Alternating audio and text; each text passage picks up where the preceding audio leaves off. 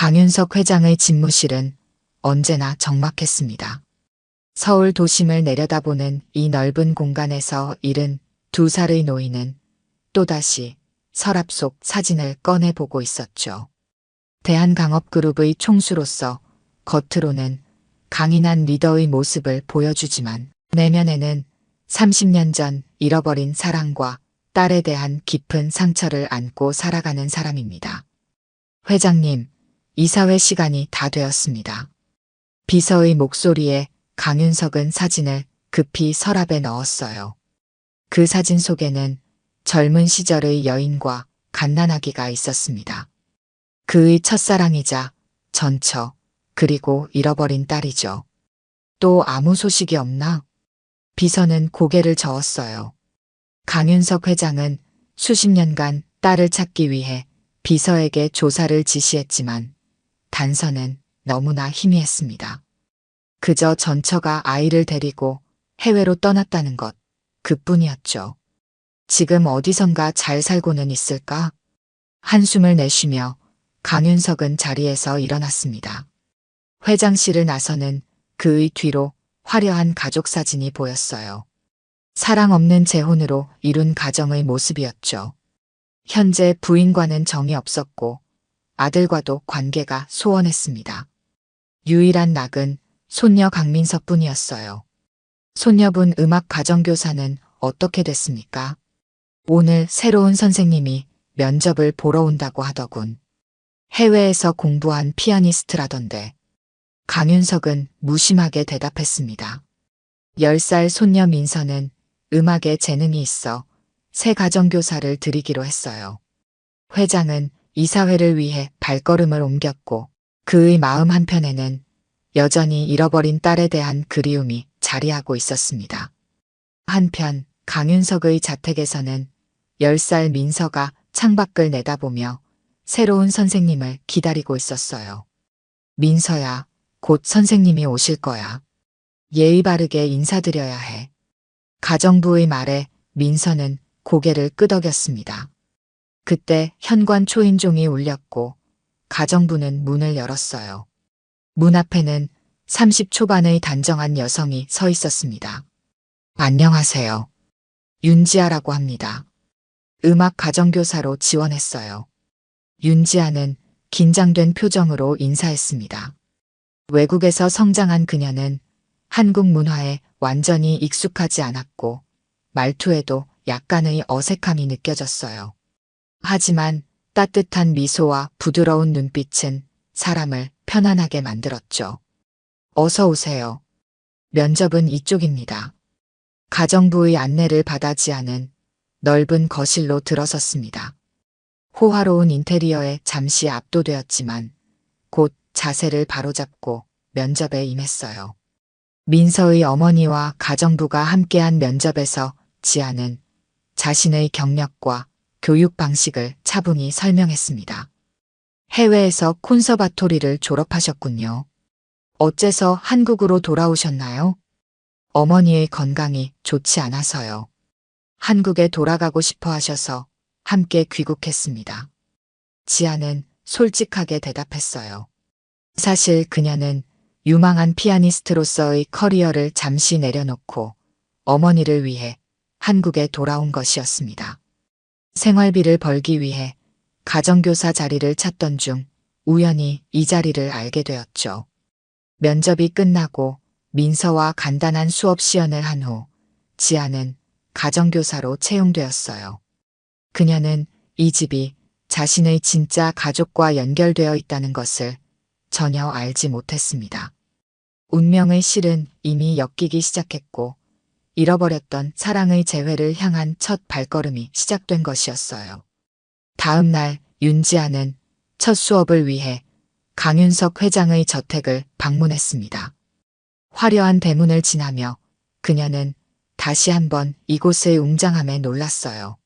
하지만 마음 한구석에서는 낯선 불편함이 느껴졌죠. 마치 오래전에 와본 듯한 설명할 수 없는 익숙함 같은 것이었습니다. 선생님, 어서 오세요. 민서가 반갑게 맞이했어요. 10살 소녀의 맑은 눈빛에 지아는 미소를 지었습니다. 민서는 처음 보는 사람과도 스스럼 없이 대화하는 밝은 아이였죠. 오늘은 어떤 곡을 연습할까요? 모차르트 소나타 연습하고 싶어요. 할아버지가 좋아하시거든요. 민서의 말에 지아는 고개를 끄덕였습니다. 그들은 음악실로 향했고 그곳에는 최고급 그랜드 피아노가 놓여 있었어요. 지아는 피아노 앞에 앉아 가볍게 건반을 두드렸습니다. 완벽한 음색이 방 안을 가득 채웠죠. 와, 선생님 연주 정말 멋져요. 민서의 감탄에 지아는 웃음을 지었어요. 수업은 생각보다 순조롭게 진행되었습니다. 민서는 음악적 재능이 뛰어난 아이였고 가르치는 것이 즐거웠죠.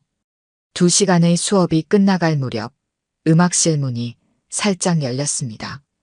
민서야, 할아버지께서 오셨다. 가정부의 말에 민서는 눈을 반짝였어요. 회장님이 집에 오는 일은 드물었기 때문입니다. 민서는 신이 나서 할아버지를 보러 나갔고 지아는 악보를 정리하며 수업을 마무리했어요. 선생님, 할아버지께 인사드려요. 민서가 지아의 손을 잡고 이끌었습니다. 지아는 약간 긴장했지만 예의를 갖추고 거실로 나갔어요. 그곳에는 강윤석 회장이 서 있었습니다. 텔레비전에서만 보던 대기업 총수를 직접 마주하니 왠지 모를 긴장감이 밀려왔어요. 안녕하세요, 회장님. 윤지아라고 합니다. 민서의 음악 선생님이에요. 강윤석은 고개를 끄덕였습니다. 그의 날카로운 눈빛이 지아를 훑었어요. 그러나 무언가 익숙한 느낌에 그는 잠시 눈을 깜빡였습니다. 강윤석은 누군가를 떠올리는 듯 했으나 곧 평소의 무표정한 얼굴로 돌아왔어요. 민서가 음악을 좋아하는군요. 잘 가르쳐 주십시오. 짧은 인사를 남기고 강윤석은 서재로 향했습니다. 지아는 그 자리에 잠시 서 있다가 민서와 함께 다시 피아노 앞으로 돌아왔어요. 그런데 이상하게도 그녀의 심장은 빠르게 뛰고 있었습니다. 마치 오랜 시간 찾던 무언가를 발견한 듯한 낯선 감정이었어요. 한편 서재에 들어선 강윤석도 마음이 복잡했습니다. 새로운 음악 선생님에게서 느껴지는 익숙함이 그를 혼란스럽게 만들었어요. 그는 다시 서랍에서 사진을 꺼내 들었습니다. 젊은 시절의 여인, 그리고 갓난아기의 모습이 담긴 사진이었죠.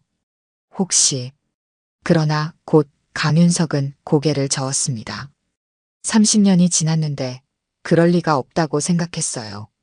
사진을 다시 서랍에 넣고 그는 회사 업무에 집중하려 했습니다. 하지만 머릿속에서는 계속 지아의 모습이 떠올랐어요.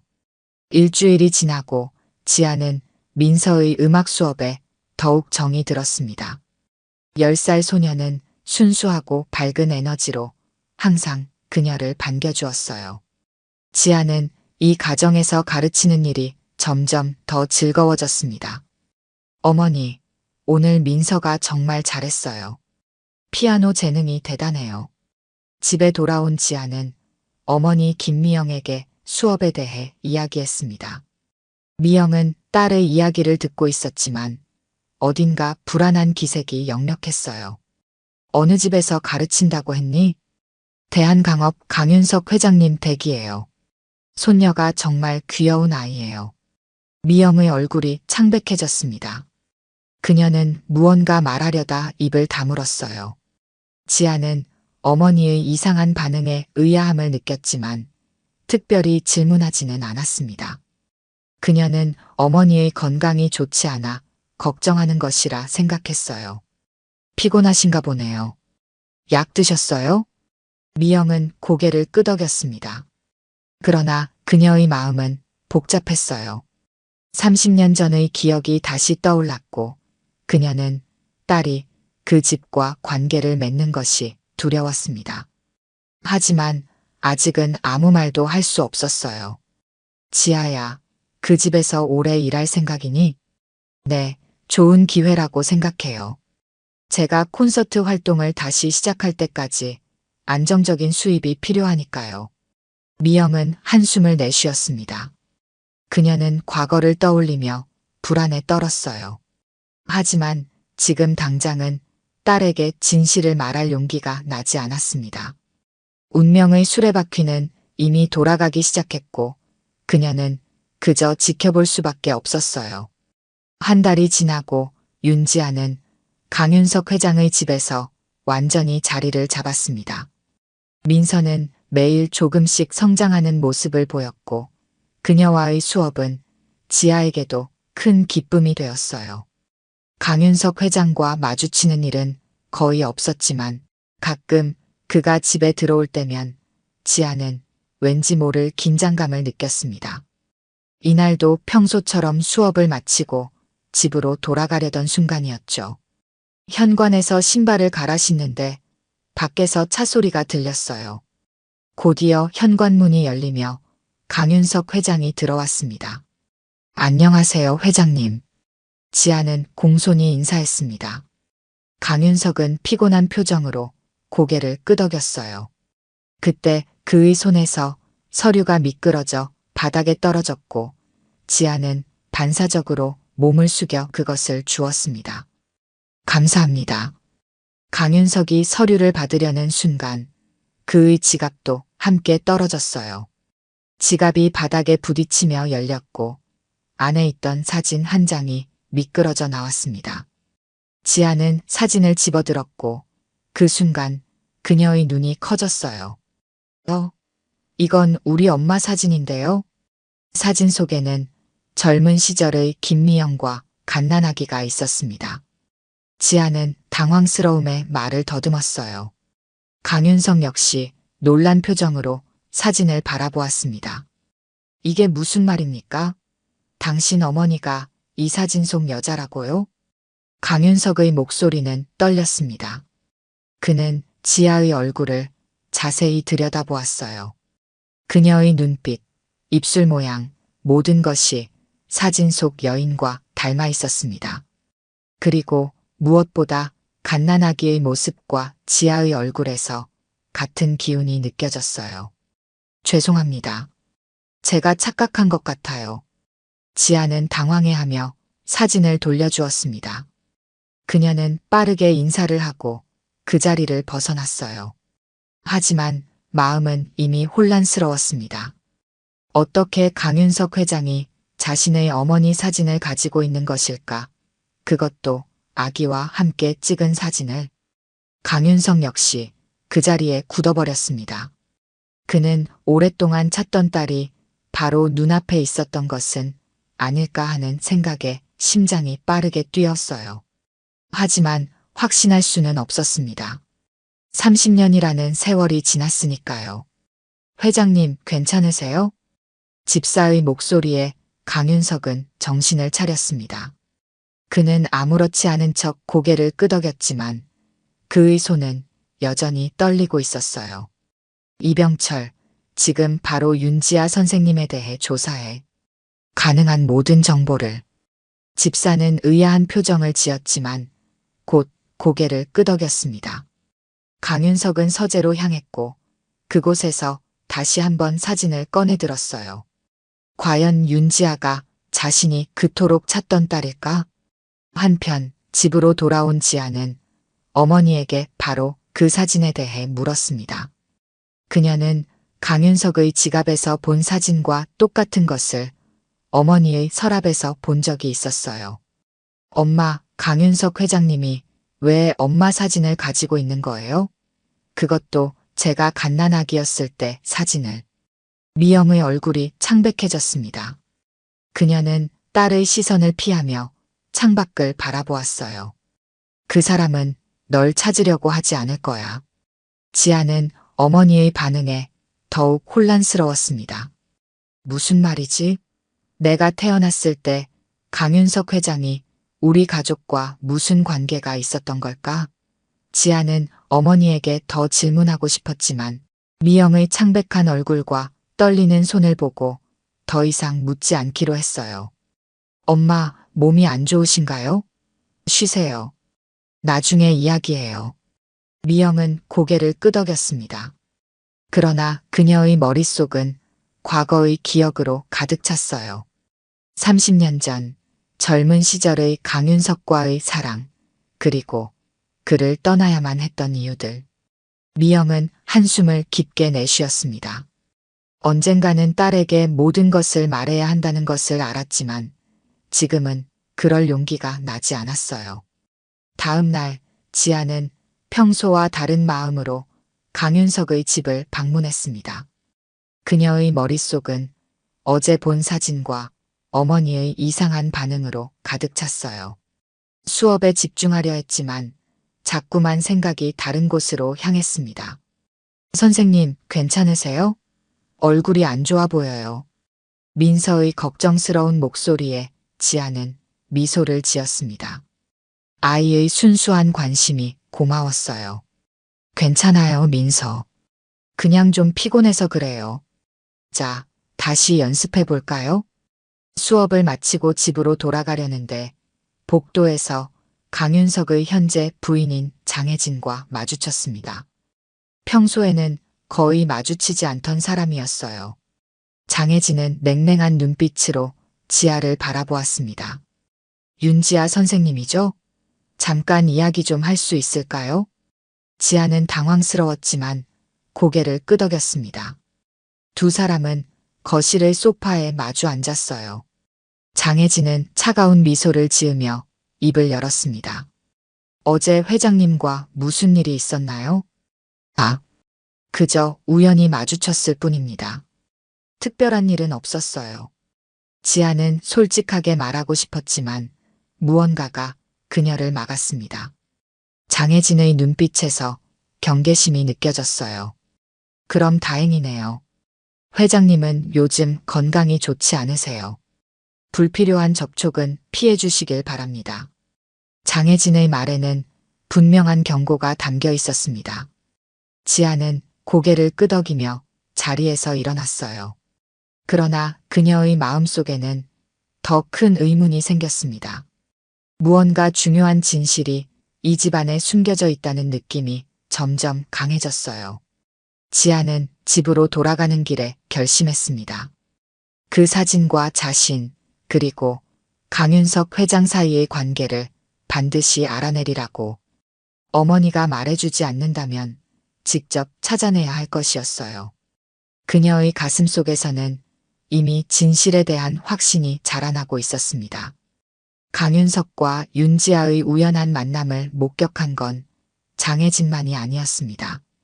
집사 이병철도 그 장면을 보았고 회장의 반응에서 무언가 특별한 일이 있었음을 직감했어요.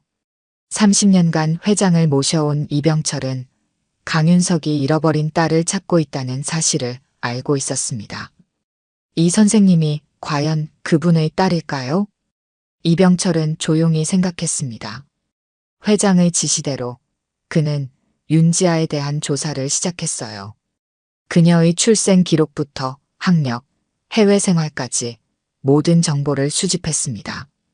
그리고 얼마 지나지 않아 충격적인 사실을 발견했어요. 출생 신고가 아이가 태어난 후 1년이나 지나서 되어 있군요. 이것은 분명 의심스러운 점이었습니다. 더구나 그녀의 어머니 김미영은 강윤석의 첫 번째 부인과 이름이 같았어요. 단순한 우연일까요? 이병철은 자료를 들고 강윤석을 찾아갔습니다. 회장님, 윤지아 씨에 대한 조사 결과입니다. 강윤석은 서류를 받아들었습니다. 그의 손이 미세하게 떨렸어요. 그는 차분히 내용을 읽어내려갔고 출생 기록에서 멈췄습니다. 병철 씨, 이 출생 기록 좀 더 자세히 조사해보게. 그리고 김미영 씨의 과거 행적도. 이병철은 고개를 끄덕였습니다. 그는 강윤석의 눈빛에서 희망과 두려움이 교차하는 것을 보았어요. 30년간의 그리움이 해소될 수도 있는 순간이었습니다. 한편 윤지아도 자신의 방식대로 조사를 시작했습니다. 그녀는 어머니의 오래된 앨범을 꺼내 하나하나 살펴보았어요. 대부분의 사진은 지아가 5살 이후의 것들이었습니다. 그 이전의 사진은 거의 없었죠. 왜 어린 시절 사진이 이렇게 없지? 지아는 의아했습니다. 그녀는 어머니의 서랍을 열어 더 많은 단서를 찾으려 했어요. 그곳에서 오래된 일기장을 발견했습니다. 지아는 잠시 망설였지만 진실을 알고 싶은 마음에 일기장을 펼쳤어요. 미안해, 윤서가. 하지만 이것이 우리 모두를 위한 길이야. 일기장의 첫 문장에 지아는 숨을 멈췄습니다. 윤석이라는 이름, 그것은 분명 강윤석을 의미하는 것이었어요. 지아는 더 읽어내려갔지만 그때 방 밖에서 소리가 들렸습니다. 지아야, 뭐 하고 있니? 어머니의 목소리에 지아는 황급히 일기장을 제자리에 넣었습니다. 그녀는 평소와 같은 표정을 지으려 노력했어요. 아무것도 아니에요, 엄마. 그냥 옛날 사진 좀 보고 있었어요. 미영은 딸을 의심스럽게 바라보았지만 더 묻지는 않았습니다. 그녀의 표정에는 깊은 걱정이 서려 있었어요. 지아야, 그 집에서 일하는 것. 그만둘 생각은 없니? 지아는 어머니의 갑작스러운 제안에 놀랐습니다. 그동안 어머니는 그녀의 일에 대해 아무런 의견도 내지 않았어요. 왜요? 민서는 재능 있는 아이고 저도 그 아이를 가르치는 게 즐거워요. 미영은 한숨을 내쉬었습니다. 그녀는 무언가 더 말하고 싶어 했지만 결국 입을 다물었어요. 지아는 어머니의 이상한 행동에 더욱 의심이 커졌습니다. 다음 날 지아는 평소와 같이 회장 집으로 향했습니다. 그러나 그녀의 마음은 이제 다른 목적으로 가득 차 있었어요. 더 많은 단서를 찾아야 했습니다. 수업 중에 민서에게 조심스럽게 물었어요. 민서야, 할아버지에 대해 더 알려줄래? 어떤 분이신지. 민서는 잠시 생각하더니 대답했습니다. 할아버지는 항상 바쁘시지만 저한테는 따뜻하세요. 그런데 가끔 정말 슬퍼 보여요. 특히 오래된 사진을 보실 때요. 지아는 민서의 말에 귀를 기울였습니다. 아이의 순수한 관찰이 때로는 어른보다 더 정확할 때가 있었어요. 할아버지가 가장 소중히 여기는 게 뭐라고 생각해? 아마도 서랍에 있는 할머니 사진이요.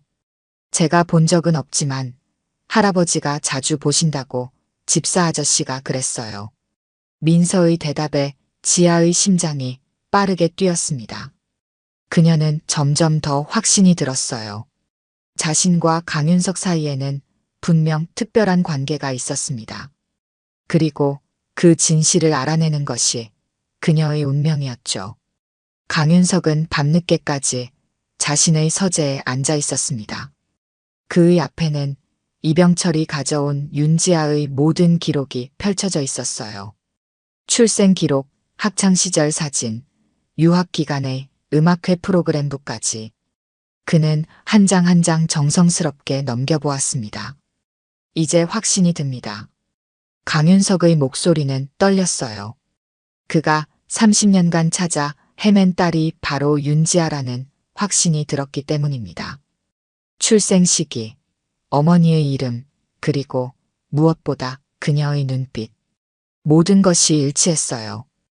회장님, 그렇다면 이제 어떻게 하시겠습니까? 이병철이 조심스럽게 물었습니다. 강윤석은 창밖의 어둠을 바라보며 깊은 생각에 잠겼어요. 그는 진심으로 딸을 되찾고 싶었지만 동시에 두려움도 있었습니다. 30년이라는 세월 동안 그녀를 찾지 못한 자신을 지아가 용서할 수 있을까? 더 확실한 증거가 필요해. 그리고 김미영 씨와도 만나봐야겠어. 강윤석의 결심에 이병철은 고개를 끄덕였습니다. 하지만 그들은 모르고 있었어요.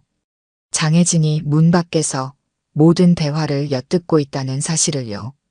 장혜진은 조용히 자신의 방으로 돌아왔습니다. 그녀의 눈빛은 차갑게 빛났어요. 30년간 대한강업그룹 회장의 부인으로 살아온 그녀에게 갑자기 나타난 전처의 딸은 큰 위협이었습니다. 결코 그럴 수 없어. 장혜진은 아들 강태준에게 전화를 걸었습니다. 그녀는 아들이 이 상황을 알아야 한다고 생각했어요. 태준은 현재 대한강업의 부사장으로 언젠가는 회사를 물려받을 것이라 기대하고 있었습니다.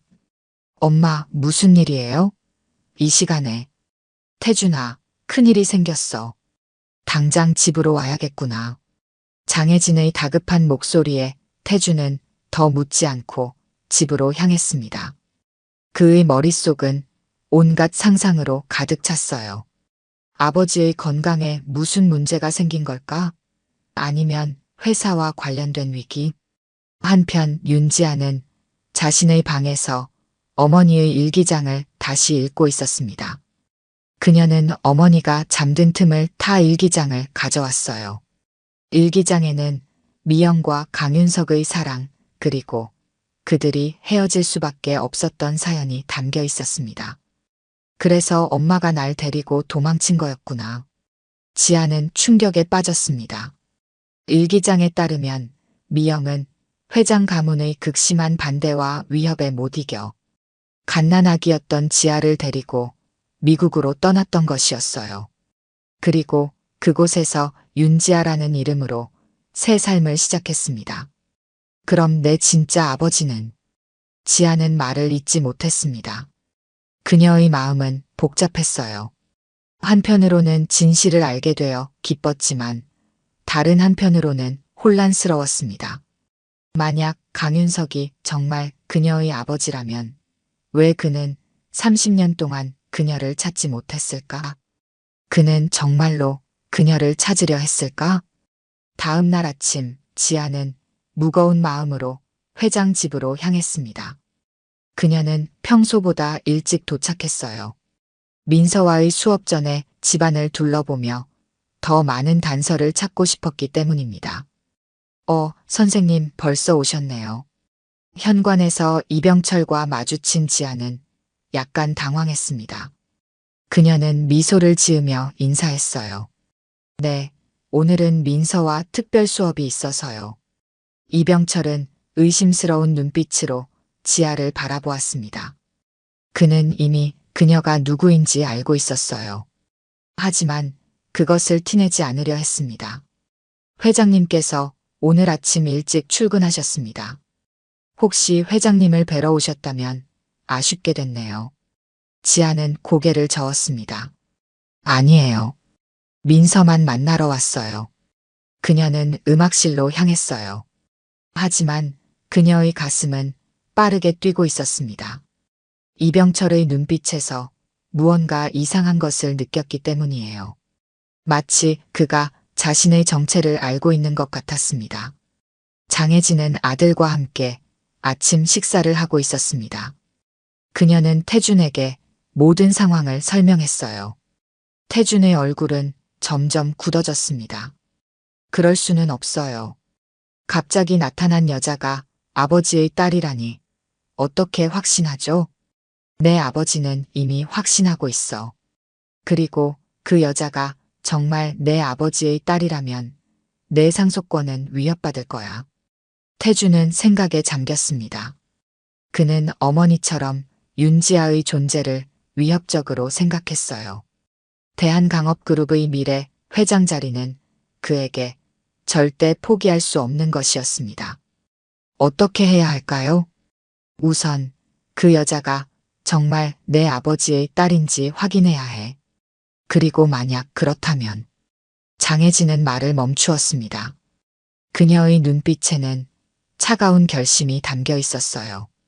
그녀는 윤지아가 이 집안에 들어오는 것을 결코 허락할 수 없었습니다.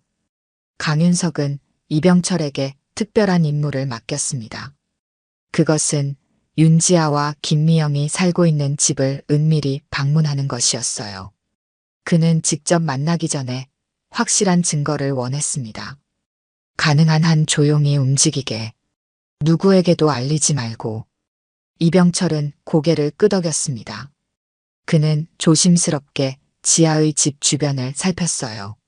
마침 지아가 회장 집에서 수업 중이었기 때문에 미영은 혼자 집에 있을 것이라 생각했습니다. 초인종을 누르자 문이 열렸고 그곳에는 김미영이 서 있었어요. 30년이 지났지만 이병철은 그녀를 바로 알아보았습니다. 젊은 시절 강윤석의 첫 번째 부인이었던 그녀였죠. 누구십니까? 미영의 목소리는 떨렸습니다. 그녀는 직감적으로 이 방문이 평범하지 않다는 것을 느꼈어요. 김미영 씨죠? 저는 강윤석 회장의 집사 이병철입니다. 미영의 얼굴이 창백해졌습니다. 그녀는 문을 닫으려 했지만 이병철이 부드럽게 막았어요. 걱정하지 마십시오. 해치려는 것이 아닙니다. 회장님께서 알고 싶어 하는 것이 있어서 왔습니다. 미영은 잠시 망설이다가 이병철을 안으로 들였습니다. 그녀의 손은 떨리고 있었어요. 강윤석 씨가 알았군요. 지하에 대해서. 이병철은 고개를 끄덕였습니다. 회장님은 단지 확신이 필요하실 뿐입니다. 정말로 윤지아 씨가 그분의 딸인지. 미영은 한숨을 내쉬었어요.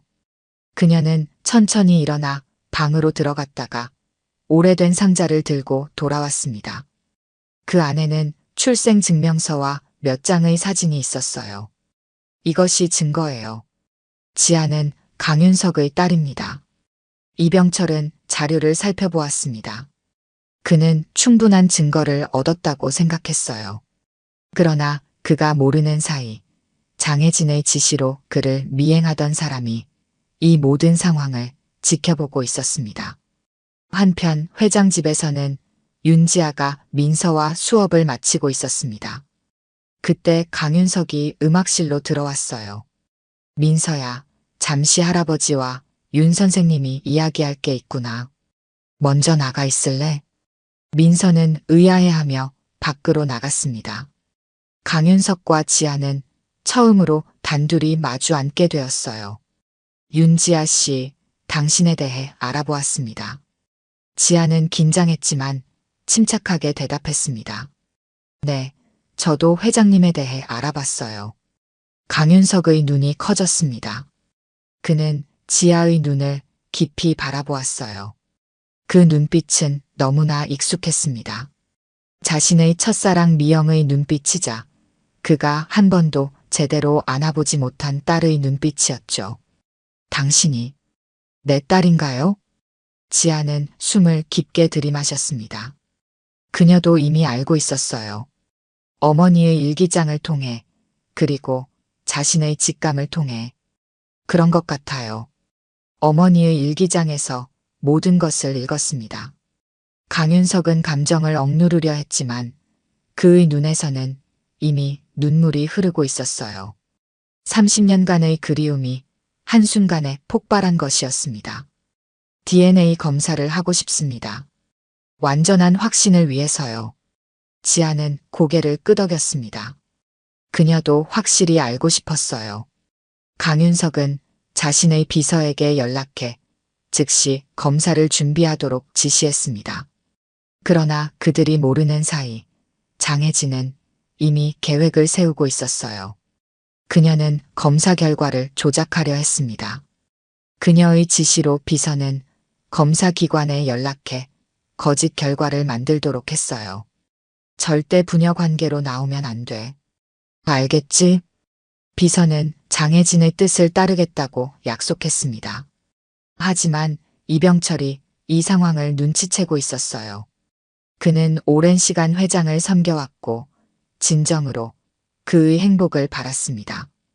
검사는 신속하게 이루어졌고 결과는 3일 후에 나왔습니다. 장혜진은 가짜 결과를 들고 강윤석에게 갔어요. 여보, 결과가 나왔어요. 윤지아는 당신의 딸이 아니에요. 강윤석은 충격을 받았습니다. 그는 결과지를 자세히 살펴보았어요. 모든 것이 진짜처럼 보였습니다. 그의 마음은 다시 한번 깊은 절망에 빠졌어요. 아니야, 뭔가 잘못됐어. 그러나 그때 이병철이 서둘러 들어왔습니다. 그는 숨을 헐떡이며 말했어요. 회장님, 검사 결과가 조작됐습니다. 제가 직접 기관에 확인했습니다. 장혜진의 얼굴이 창백해졌습니다. 강윤석은 천천히 그녀를 바라보았어요. 그의 눈에는 분노와 실망이 가득했습니다. 진짜 결과를 가져오게. 이병철은 서류 봉투를 건넸습니다. 강윤석은 떨리는 손으로 그것을 열었어요. 거기에는 명확하게 적혀 있었습니다. 부녀 관계 일치. 강윤석은 눈물을 흘렸습니다. 30년 동안의 간절한 바람이 마침내 이루어진 순간이었어요. 그는 즉시 지아에게 연락했습니다. 윤지아 씨, 아니, 내 딸, 당장 만날 수 있을까요? 지아도 결과를 듣고 깊은 감동에 빠졌습니다. 그녀는 항상 아버지의 존재를 그리워했어요.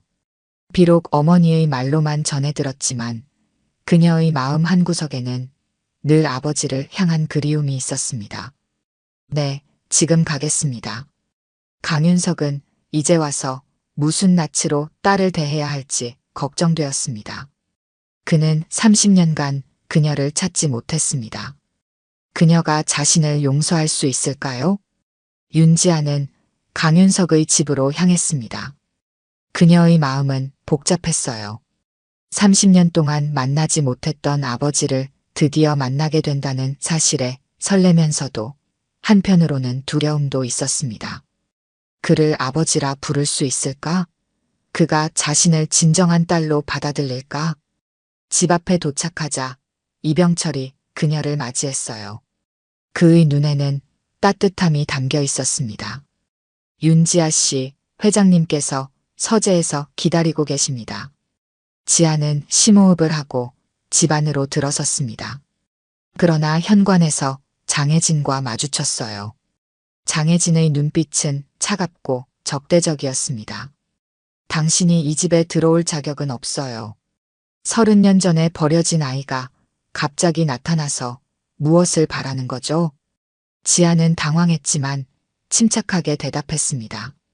저는 아무것도 바라지 않아요. 단지 진실을 알고 싶었을 뿐입니다. 그때 강태준이 나타났어요. 그는 장혜진보다 더 분노한 표정이었습니다. 당신이 갑자기 나타나서 우리 가족을 망치려 한다면 가만히 있지 않을 거예요. 지아는 위축되었습니다. 그녀는 이 가족에게 환영받지 못한다는 것을 분명히 느꼈어요. 하지만 그때 민서가 달려왔습니다. 지아 선생님, 오셨어요? 오늘도 피아노 가르쳐 주실 거예요? 민서의 순수한 반응에 지아는 따뜻함을 느꼈습니다. 그리고 그 순간 강윤석이 계단을 내려왔어요. 지아야. 처음으로 그녀의 이름을 부르는 강윤석의 목소리는 떨렸습니다. 그의 눈에는 눈물이 고여 있었어요. 지아도 가슴이 뭉클해졌습니다. 다들 진정하게. 지아는 내 딸이야. DNA 검사로 확인된 사실이네. 장혜진과 태주는 분노했지만 더 이상 반박할 수 없었어요. 강윤석은 지아의 손을 잡고 서재로 향했습니다. 그곳에서 그는 무릎을 꿇고 오열했어요. 아버지가 널 찾고 있었다. 내 잘못이다. 그동안 미안하다. 지아는 눈물을 흘렸습니다. 그녀의 마음속에 있던 공허함이 조금씩 채워지는 느낌이었어요. 하지만 그녀는 아직 완전히 받아들일 준비가 되지 않았습니다. 저도 아버지를 만나고 싶었어요. 하지만 30년이라는 시간이 있었습니다. 저는 천천히 이 모든 것을 받아들이고 싶어요.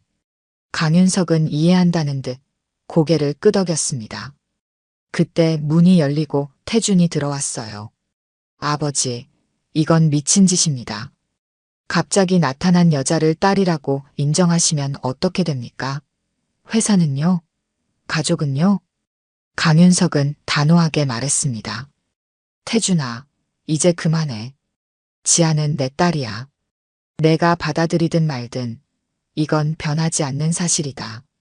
태준은 분노로 떨었지만 더 이상 말하지 못했어요. 그는 문을 세게 닫고 나갔습니다. 민서가 조심스럽게 문을 열고 들어왔어요. 할아버지, 지아 선생님이 우리 가족이 된 거예요? 강윤석은 미소 지었습니다. 그래, 민서야. 지아는 내 이모야. 민서는 기뻐하며 지아에게 달려갔어요. 이모, 나랑 계속 피아노 해줘야 해. 지아는 민서를 안아주며 미소 지었습니다. 새로운 가족의 시작이었어요. 일주일 후 윤지아는 어머니 김미영과 함께 강윤석의 초대로 저녁 식사를 하게 되었습니다. 미영은 처음에는 거절했지만 지아의 설득으로 마음을 바꾸었어요. 그녀에게도 과거의 상처를 치유할 시간이 필요했습니다. 저택에 도착하자 강윤석이 직접 마중 나왔어요. 그는 미영을 보며 잠시 말을 잇지 못했습니다. 30년의 세월이 흘렀지만 그의 마음속에는 여전히 첫사랑의 감정이 남아 있었어요. 오랜만이네요, 윤석 씨. 미영의 담담한 목소리에 강윤석은 고개를 끄덕였습니다.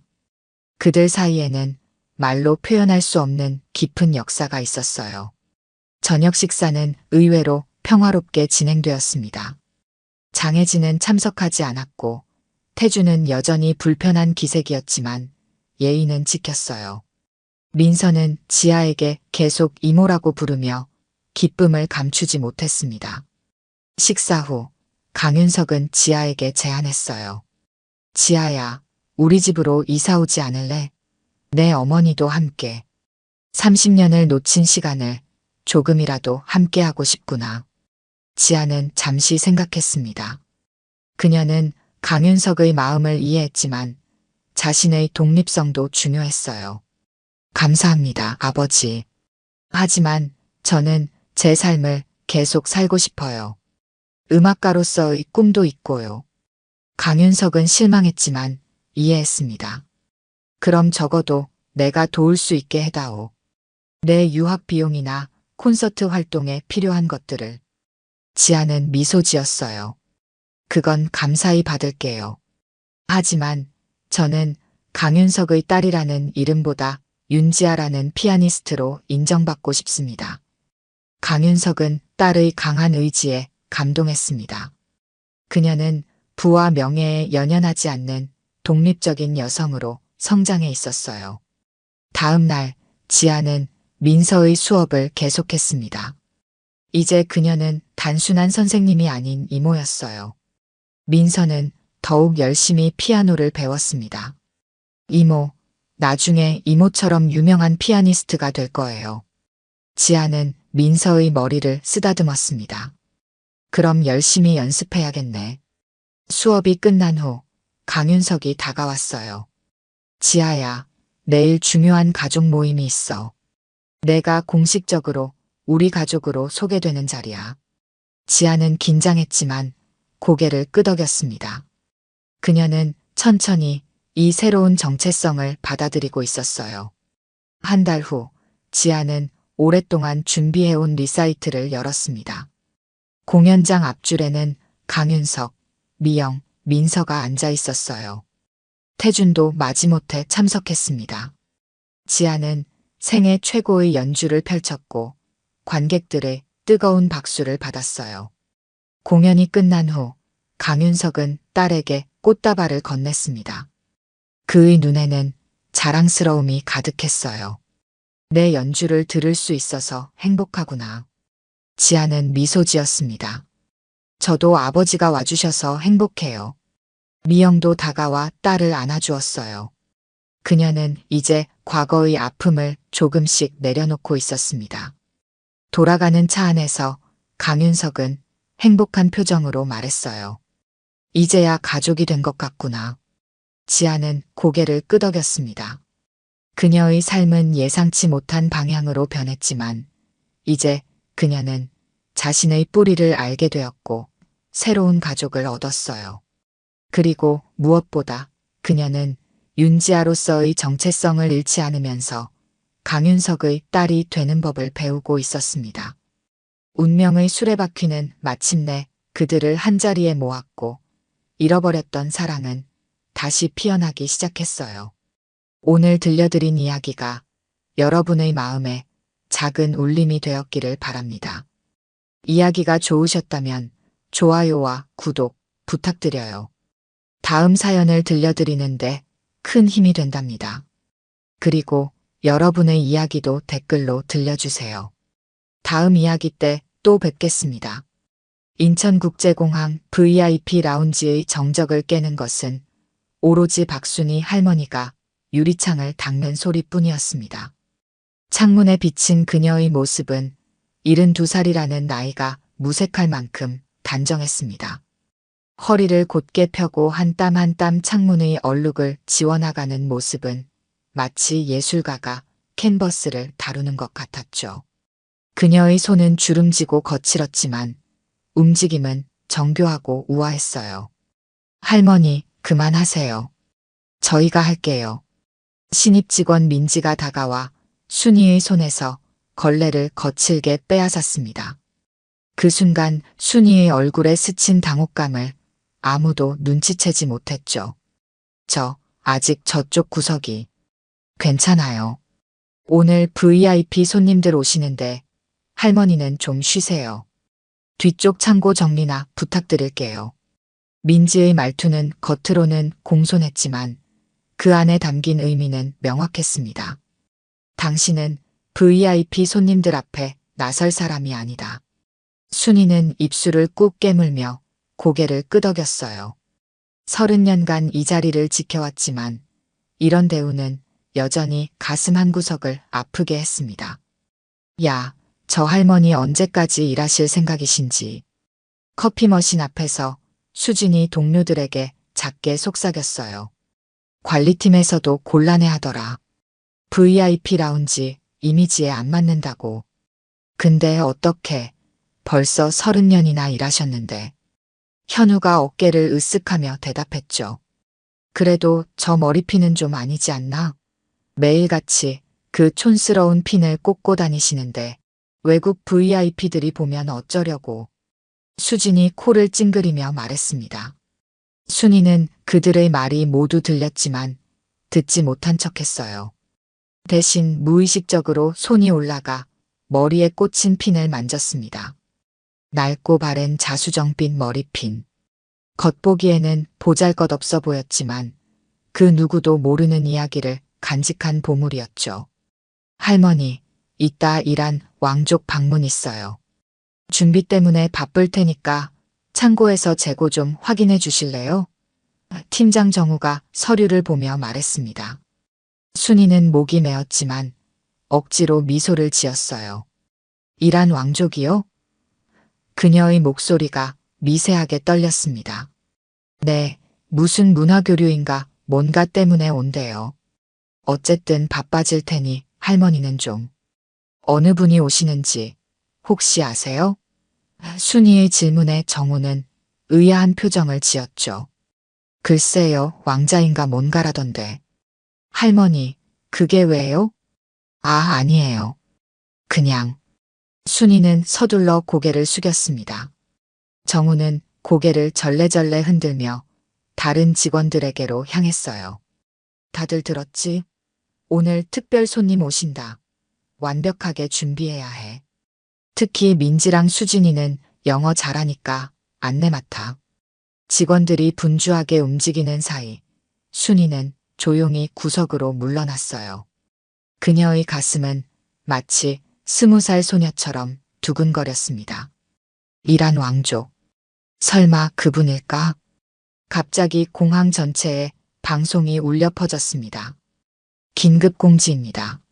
오늘 오후 3시 이란 왕족 파리드. 팔라비 왕자님 방한 관련 모든 VIP 라운지 직원들은 긴급 대기 바랍니다. 그 이름을 듣는 순간 순이의 눈에서 눈물이 왈칵 쏟아질 뻔했어요. 파리드. 정말 파리드구나. 아무도 모르게 화장실로 향한 그녀는 거울 앞에 섰습니다. 주름진 얼굴을 물로 적시며 깊게 숨을 들이마셨죠. 머리핀을 꺼내 손바닥 위에 올려놓고 바라보았어요. 30년이 흘렀구나. 나를 기억할까? 내가 그 아이를 알아볼 수는 있을까?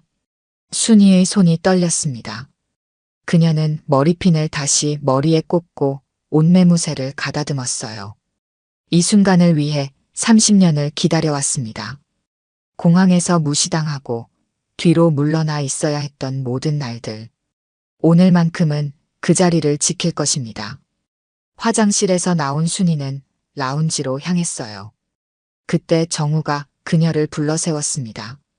할머니, 오늘은 창고에서만 계시면 안 될까요? VIP 라운지에는 젊은 직원들만 배치하라고 위에서 지시가 내려왔어요. 순이는 가슴이 철렁 내려앉았습니다. 30년을 기다려온 순간에 그녀는 창고에 갇혀 있어야 한다고요? 평소 같았으면 순순히 따랐겠지만 오늘만큼은 달랐습니다.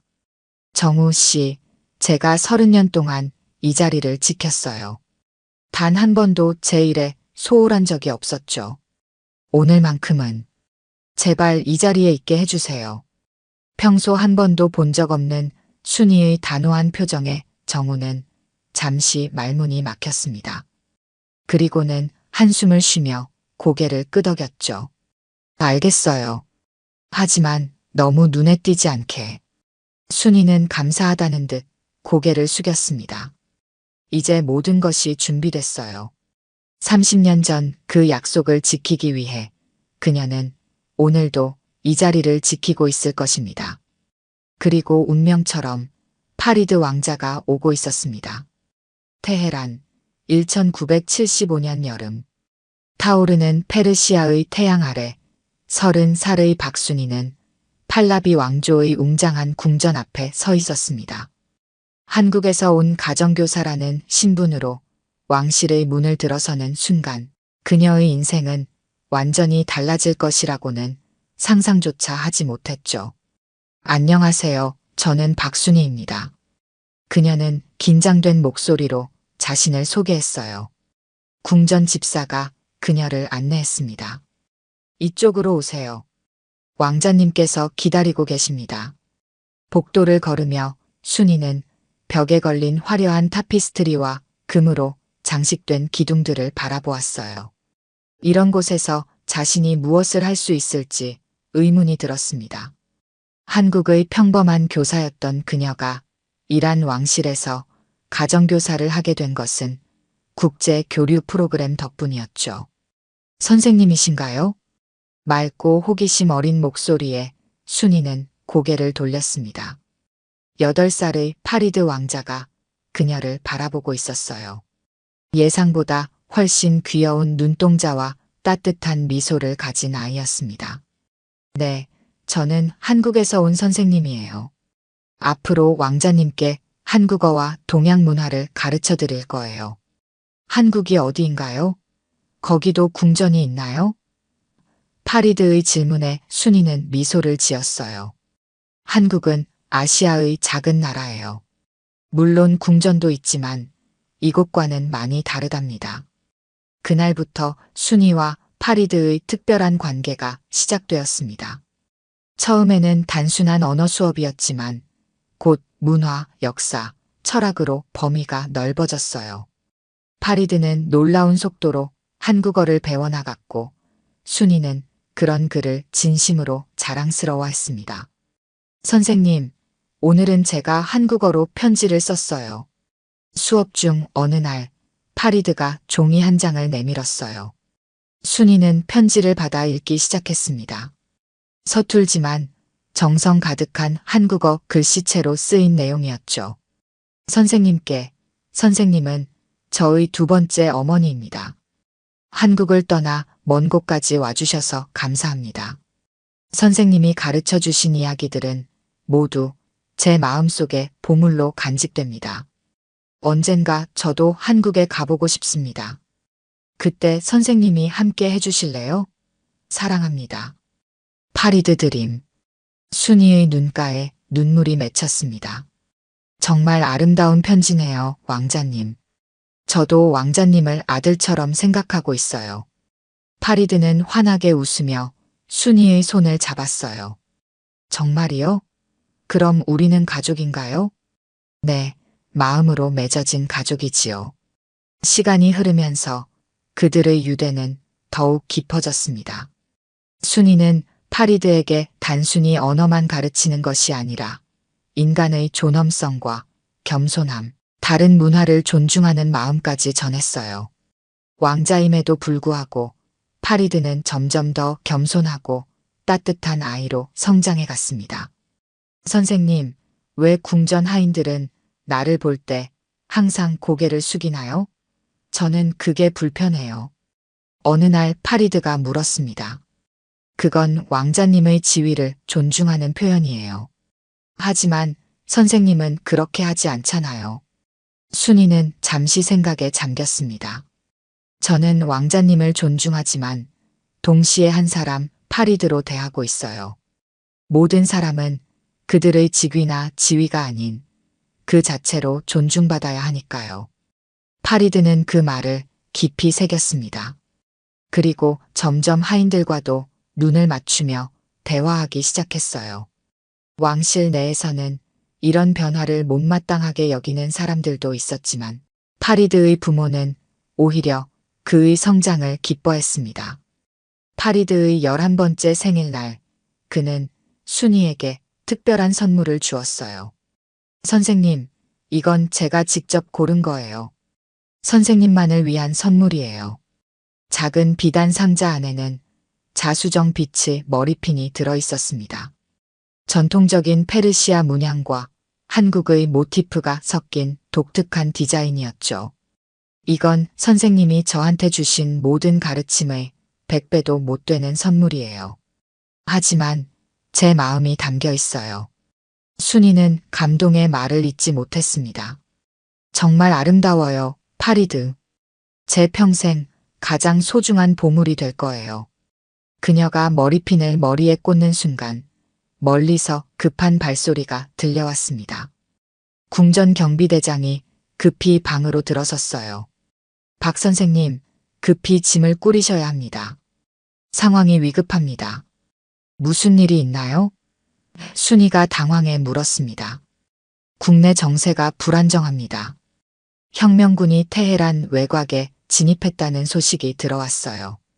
외국인들, 특히 왕실과 관련된 이들은 즉시 출국해야 합니다. 파리드가 순이의 손을 꽉 잡았습니다. 안 돼요. 선생님은 가면 안 돼요. 순이도 충격에 빠졌습니다. 이란에서의 생활이 갑자기 끝난다는 사실이 믿기지 않았어요. 하지만 경비대장의 표정은 진지했습니다. 지금 바로 짐을 꾸리세요. 1시간 후 공항으로 호송해드리겠습니다. 경비대장이 나간 후 순이와 파리드는 말없이 서로를 바라보았습니다. 파리드의 눈에는 눈물이 가득했어요. 선생님, 가지 마세요. 제가 아버지께 말씀드릴게요. 파리드, 이건 우리가 어떻게 할 수 있는 문제가 아니에요. 하지만 약속할게요. 반드시 다시 만날 거예요. 정말요? 약속하시는 거예요? 네, 약속해요. 어떤 일이 있어도 우리는 반드시 다시 만날 거예요. 순이는 파리드를 꼭 안아주었습니다. 그녀의 마음은 이미 산산조각이 났지만 아이에게 강한 모습을 보여주려고 노력했어요. 그날 밤 순이는 급히 짐을 꾸렸습니다. 파리드가 준 머리핀만큼은 가장 안전한 곳에 넣었어요. 다음 날 새벽 순이는 경호원들의 호의를 받으며 공항으로 향했습니다. 파리드는 그녀를 배웅하기 위해 끝까지 따라왔어요. 공항에서 그들은 마지막 작별 인사를 나눴습니다. 선생님, 잊지 마세요. 우리의 약속을요.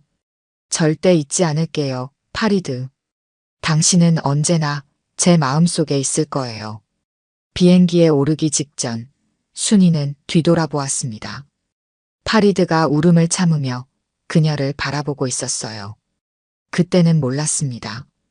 이것이 1979년 이란 혁명의 시작이었고 그들의 재회까지는 30년이라는 긴 시간이 필요할 거라는 사실을. 1979년 이란 혁명의 열기가 테헤란 전체를 뒤덮었습니다. 팔라비 왕조의 몰락은 순식간에 일어났어요. 국왕은 망명길에 오르고 왕실 관계자들은 모두 위험에 처했습니다. 파리드의 가족도 예외는 아니었죠. 순이는 한국으로 돌아온 지 한 달이 지나서야 파리드의 소식을 듣게 되었습니다. 신문과 방송은 팔라비 가문의 몰락과 왕족들의 이란 탈출에 대해 연일 보도했어요. 그러나 파리드에 대한 구체적인 소식은 없었습니다. 파리드, 너는 안전한 곳에 있니? 매일 밤 순이는 창밖을 바라보며 그를 생각했어요. 약속했던 재회는 언제쯤 가능할까요? 불안한 마음으로 그녀는 이란 대사관에 문의했지만 돌아온 답변은 냉담했습니다. 현재 왕족 관련 정보는 기밀 사항입니다. 도움을 드릴 수 없습니다. 시간이 흘렀고 순이의 삶은 계속되었어요. 그녀는 학교에서 다시 교사로 일하며 학생들을 가르쳤습니다. 하지만 마음 한구석에는 항상 파리드를 향한 걱정과 그리움이 자리했죠. 유일한 위안은 그가 준 머리핀이었습니다. 매일 아침 그 핀을 바라보며 그녀는 약속을 떠올렸어요. 우리는 반드시 다시 만날 거예요. 결혼하고 가정을 꾸린 후에도 순이는 파리드를 잊지 않았습니다. 남편에게 이란에서의 경험과 파리드에 대해 이야기했고 다행히 그는 이해해 주었어요. 그 아이가 당신에게 그렇게 소중한 사람이라면 언젠가는 꼭 다시 만나게 될 거요. 하지만 그 만남은 쉽게 오지 않았습니다. 이란과 한국의 정치적 관계는 복잡해졌고 국제 정세도 급변했어요. 남편과의 사이에서 두 아이를 낳고 키우는 동안에도 순이는 항상 신문의 국제면을 유심히 살폈습니다. 혹시라도 파리드에 관한 소식이 있을까 해서요. 이란 망명 왕족들, 유럽과 미국의 정착이라는 기사를 본 날, 순이는 파리드가 아마도 서구 어딘가에서 새로운 삶을 살고 있을 거라 생각했습니다. 그를 다시 만날 기회는 점점 희미해지는 것 같았어요. 그러던 어느 날 큰 변화가 찾아왔습니다. 남편이 갑작스러운 사고로 세상을 떠난 거예요. 40대 중반의 나이에 순이는 홀로 두 아이를 키워야 했습니다. 슬픔에 잠겨 있을 시간도 없이 그녀는 강해져야 했어요. 엄마가 어떻게든 너희를 잘 키울게. 그녀는 아이들에게 약속했습니다. 생계를 위해 순이는 여러 일을 전전했어요. 과외교사, 번역가, 심지어 식당 일까지. 그러다 우연히 인천국제공항에서 외국어가 가능한 안내원을 모집한다는 공고를 보게 되었습니다. 공항이라. 그녀는 잠시 생각에 잠겼어요. 공항은 세계와 연결된 곳이었습니다. 혹시라도 파리드를 다시 만날 기회가 있다면 그곳이 가장 가능성이 높지 않을까요? 그렇게 순이는 40여 살의 나이에 공항 직원이 되었습니다. 처음에는 일반 안내데스크에서 일했지만 그녀의 언어 능력과 성실함이 인정받아 점차 VIP 라운지로 자리를 옮겼어요. 그녀는 세계 각국에서 오는 귀빈들을 맞이하며 언젠가 파리드를 맞이할 날이 오길 기다렸습니다. 이란에서 오신 손님이 계시다고요? 가끔씩 그런 소식이 들려오면 순이의 심장은 두근거렸어요. 하지만 매번 실망으로 끝났습니다. 세월이 흐르고 아이들은 자라 독립했어요. 딸은 미국으로 유학을 가서 그곳에서 결혼했고 아들은 호주에서 사업을 시작했습니다. 순이는 점점 혼자가 되어갔지만 공항에서의 일은 계속했어요. 박 씨는 정말 대단하네요. 이 나이에도 여전히 일하시고 동료들은 그녀를 존경했습니다. 하지만 시간이 흐를수록 공항 내 분위기도 변했어요. 젊은 세대가 들어오면서 나이 든 순이는 점점 뒤로 밀려났습니다. 안내직에서 관리직으로, 관리직에서 미화원으로. 그녀의 역할은 점점 축소되었어요. 할머니는 왜 아직도 일하세요? 연금 받고 편히 쉬시면 좋잖아요. 새로 들어온 젊은 직원들은 이해하지 못했습니다. 순이는 그저 미소 지을 뿐이었어요. 그들에게 어떻게 설명할 수 있을까요? 자신이 30년 전 일한 왕자와 약속했고 그 약속을 지키기 위해 이곳에 있다는 사실을. 그런 이야기는 아무도 믿지 않을 거라는 걸 알았습니다.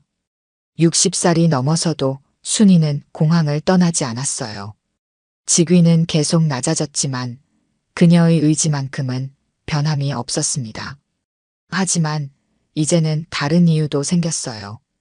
공항은 그녀의 제2의 집이 되었고 동료들은 마치 가족 같았습니다. 비록 그들이 그녀를 완전히 이해하지 못하더라도요. 70살이 되던 해 순이의 건강이 잠시 악화되었어요. 병원에 입원한 그녀를 찾아온 공항 관리자는 조심스럽게 은퇴를 권유했습니다. 박 선생님, 이제 쉬셔야 할 때가 아닐까요? 회사에서 퇴직금도 넉넉히 준비해 드릴게요. 순이는 단호하게 고개를 저었습니다. 아직 할 일이 남았어요. 제가 지켜야 할 약속이 있습니다. 관리자는 이해할 수 없다는 표정을 지었지만 더 이상 강요하지 않았어요. 그리고 순이는 다시 공항으로 돌아왔습니다. 이제는 VIP 라운지의 미화원이자 관리인으로서요. 나이가 들면서 사람들의 시선은 더욱 차가워졌어요. 젊은 직원들은 그녀를 구시대의 유물처럼 대했고 때로는 노골적으로 무시하기도 했습니다. 하지만 순이는 개의치 않았어요. 그녀에게는 더 중요한 목표가 있었으니까요. 매일 아침 그녀는 머리핀을 꽂고 출근했습니다. 30년이 지난 지금 그 핀은 더욱 낡고 바랜 모습이었지만 순이에게는 여전히 가장 소중한 보물이었어요. 그것은 파리드와의 연결고리이자 지켜야 할 약속의 증표였습니다. 오늘도 당신을 기다리고 있어요, 파리드. 우리의 약속을 기억하나요? 순이는 매일 아침 거울을 보며 중얼거렸어요. 그렇게 30년이라는 시간이 흐른 지금 순이는 여전히 인천국제공항 VIP 라운지에서 일하고 있었습니다. 비록 다른 직원들에게 무시당하고 뒤편으로 밀려나 있더라도 그녀의 눈에는 여전히 희망의 빛이 살아 있었어요. 언젠가 파리드가 이곳에 올 것이라는 믿음을. 그리고 운명처럼 마침내 그날이 다가오고 있었습니다. 할머니, 저쪽 창문 좀 닦아주세요. 얼룩이 너무 많아요. VIP 라운지 팀장 정우의 목소리에 순이는 고개를 끄덕였습니다. 72살의 나이에도 여전히 꼿꼿한 자세로 청소 도구를 들고 창가로 향했어요. 초여름 햇살이 유리창을 통해 들어와 라운지 바닥을 비추고 있었습니다. 이란 왕족이 온다니 정말 대단한 분이신가 봐요. 젊은 여직원 민지가 동료들에게 말했어요.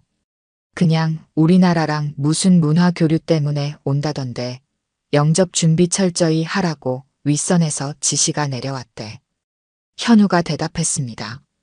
순이는 그들의 대화를 들으며 조금씩 창문을 닦아 나갔어요. 마음은 이미 오후에 있을 만남에 가 있었지만 손은 여전히 꼼꼼하게 움직였습니다.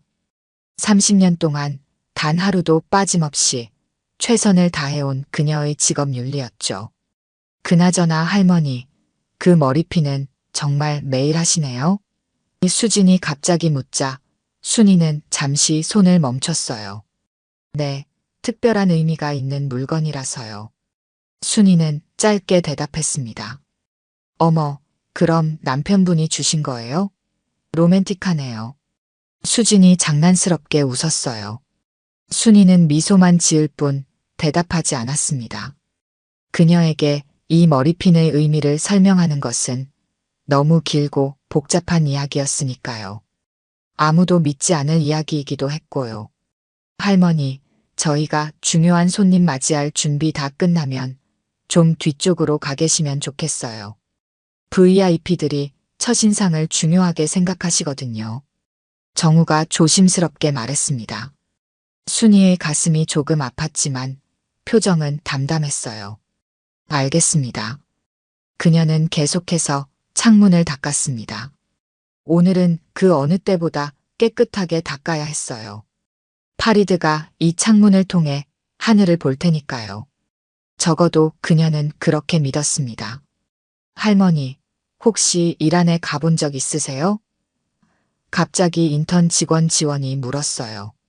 순이는 잠시 창밖을 바라보았습니다. 네, 아주 오래전에요. 와, 정말요? 어떤 곳이에요? 지원이 호기심 어린 눈으로 물었어요. 순이는 잠시 과거로 돌아갔습니다. 아름다운 나라예요.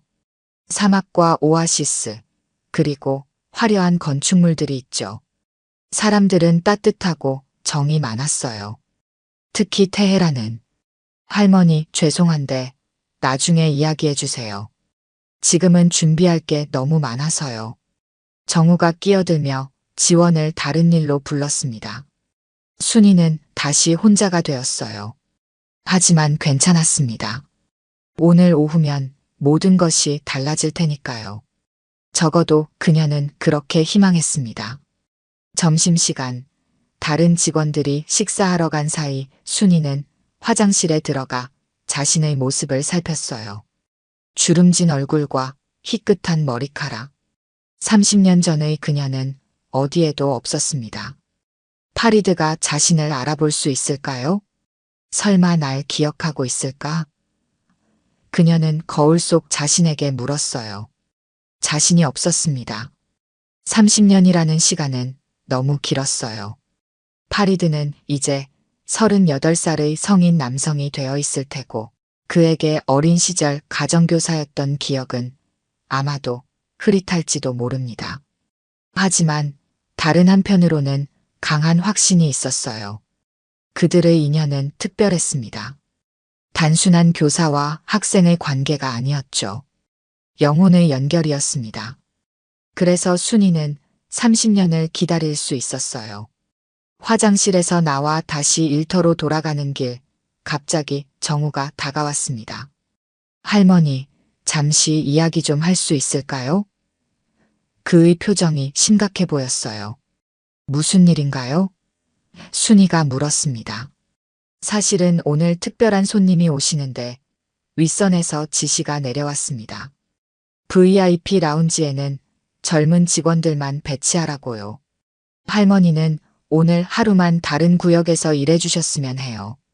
순이의 얼굴에서 피가 빠져나가는 듯 했습니다. 오늘 바로 이 순간을 위해 30년을 기다렸는데 이제 와서 그 자리에 없으라니요. 안 됩니다.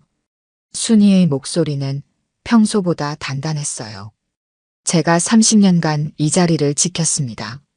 오늘만큼은 여기 있어야 해요. 정우는 당황한 표정을 지었습니다. 일은 넘은 미화원이 이렇게 강하게 나올 거라고는 예상하지 못했던 거죠. 하지만 지시가. 제발요. 순이의 목소리가 조금 떨렸어요. 오늘만큼은 이 자리를 지켜야 합니다. 30년을 기다려온 일이에요. 잠시 침묵이 흘렀어요. 정우는 생각에 잠겼다가 마침내 고개를 끄덕였습니다. 알겠습니다. 할머니는 라운지에 계세요. 하지만 너무 눈에 띄지 않게요. 감사합니다. 순이의 눈에 눈물이 맺혔어요. 시간은 천천히 흘렀습니다. 공항 전체가 긴장감에 휩싸였어요. 특히 VIP 라운지는 더욱 분주했습니다. 꽃장식이 새로 배치되고 최고급 다과가 준비되었어요. 직원들은 모두 정장을 차려입고 긴장된 표정이었습니다. 이제 곧 도착하신대요. 민지가 무전기를 통해 소식을 전했어요. 순이는 라운지 한쪽 구석에 조용히 서 있었습니다. 심장이 너무 빠르게 뛰어 가슴이 아플 정도였어요. 잠시 후 경호원들이 먼저 들어와 라운지를 점검했습니다. 그들은 순이를 포함한 모든 직원들을 꼼꼼히 살폈어요. 이제 곧 입장하십니다. 경호원 중 한 명이 알렸습니다. 모든 직원들이 일렬로 서서 방문객을 맞을 준비를 했어요. 순이는 맨 뒤에 조용히 섰습니다. 그녀의 손은 떨리고 있었어요. 30년의 기다림이 이제 막 끝나려 하고 있었습니다. 라운지 문이 열렸고 정장을 입은 중년의 남성이 경호원들과 함께 들어섰습니다. 키가 크고 당당한 체격, 그리고 예리한 눈빛. 어린 파리드의 모습은 찾아볼 수 없었지만 그의 눈에는 여전히 순수함이 깃들어 있었어요. 순이는 숨을 멈췄습니다. 그것이 그였습니다. 30년이 지났지만 그녀는 즉시 알아보았어요. 그녀의 파리드, 이제는 성인이 된 왕자였습니다. 파리드 왕자는 공항 직원들과 인사를 나누기 시작했어요. 하지만 그의 눈은 계속해서 라운지를 살피고 있었습니다. 무언가를, 아니 누군가를 찾고 있는 듯 했어요. 순이는 마음속으로 기도했습니다. 제발 날 알아봐 주세요. 파리드 왕자는 VIP 라운지를 천천히 둘러보았습니다. 그의 눈빛에는 무언가를 찾는 간절함이 깃들어 있었어요. 직원들은 공손하게 인사했고 왕자는 그들에게 예의 바르게 고개를 끄덕였습니다. 하지만 그의 시선은 계속 움직였어요. 순이는 라운지 구석에서 그를 바라보았습니다. 일 안에서 돌아온 후 삶은 순탄치 않았어요. 가정을 꾸리고 아이들을 키우며 여러 직업을 전전했죠. 새로운 세기가 시작될 무렵 인천국제공항이 개항했을 때 그녀는 바로 지원했습니다. 이곳이라면 언젠가 파리드를 다시 만날 수 있을 거라는 희망을 품고요. 그렇게 20여 년이 더 흘렀고 그녀가 이란을 떠난 지는 벌써 30년이 되어갔습니다. 오랜 기다림 끝에 마침내 그 순간이 왔어요. 어서 오십시오, 왕자님. VIP 라운지에서 편안히 쉬다 가시길 바랍니다. 정우가 한 발짝 앞으로 나서며 영어로 환영 인사를 건넸습니다. 파리드는 미소를 지으며 고개를 끄덕였어요. 감사합니다. 그의 영어는 완벽했습니다. 직원들은 왕자에게 음료를 권하고 라운지 시설을 설명하느라 분주했어요. 순이는 여전히 구석에서 가만히 그를 지켜보았습니다. 그녀의 심장은 마치 20살 소녀처럼 뛰었어요. 파리드가 갑자기 말했습니다. 실례지만 이 라운지에 오래 근무하신 분은 계신가요? 20년 넘게 일하신 분이요. 직원들은 모두 의아한 표정을 지었어요. 정우가 말했습니다. 오래 근무하신 분이요? 글쎄요. 그때 민지가 순이를 향해 손짓했습니다. 저기 할머니가 가장 오래 일하셨어요. 공항 개항 때부터 계셨다고 들었어요. 모든 시선이 갑자기 순이에게 집중되었습니다.